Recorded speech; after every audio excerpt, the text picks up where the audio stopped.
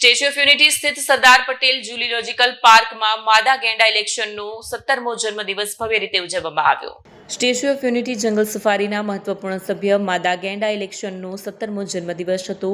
જન્મદિવસ ઝૂ પરિવારે પોતાના સ્વજનનો જન્મદિવસ હોય તે રીતે ઉજવવામાં આવ્યો. આ આયોજન માત્ર એક જન્મદિવસના ઉત્સવનું નહીં, પરંતુ સ્ટેચ્યુ ઓફ યુનિટી સત્તામંડળ દ્વારા કરવામાં આવતા વન્યજીવ સંરક્ષણના અદ્ભુત સફળતાની કહાની સમાન હતું. જન્મદિવસના અવસરે કર્મયોગીઓ દ્વારા ગેંડાના આવાસને વિશેષ રૂપથી શણગારવામાં આવ્યું. જન્મદિવસની ખાસ ફળફળાદી કેક, ઇલેક્શન અને નાના બચ્ચા ખુશીને આપવામાં આવી. કેકમાં ખાસ પેલેટ, કેળા, તરબૂચ, સકરટેટી, બીટ, ગાજર, મોસંબી અને પપૈયાથી બનાવવામાં આવી હતી. ગેંડા પરિવારને જ્યારે તેમના ખાસ મેદાનમાં છોડવામાં આવ્યું ત્યારે ખાસ સફારીના કર્મયોગીઓ અને પ્રવાસીઓ ઉપસ્થિત રહ્યા હતા.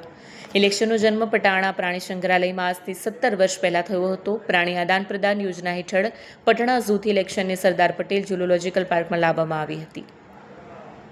વર્ષ 2023માં માદા ગેંડા ઇલેક્શને નરગેંડા મંગલ સાથેના બ્રીડિંગથી એક માદા બચ્ચાને જન્મ આપ્યો, જેનાથી સમગ્ર સફારી પાર્કમાં ખુશી વ્યાપી હતી અને બાળ માદા ગેંડાનું નામ ખુશી નામ આપવામાં આવ્યું હતું.